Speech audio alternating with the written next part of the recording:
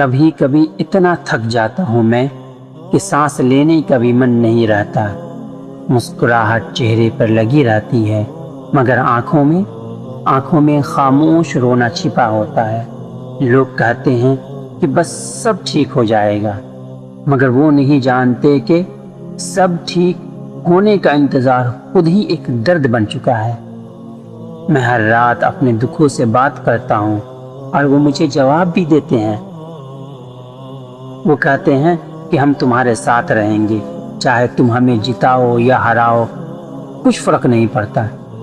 کبھی لگتا ہے کہ میں زندہ ہوں، کبھی لگتا ہے کہ میں صرف چل رہا ہوں۔ دل کے کونے میں ایک چھوٹی سی جگہ ہے جہاں اب بھی امید بیٹھی ہے، مگر وہ بھی آہستہ آہستہ تھک رہی ہے۔ میں نے بہت کچھ سہا ہے، مگر سب سے بڑا بوجھ یہ ہے کہ میں نے کسی کو بتایا ہی نہیں۔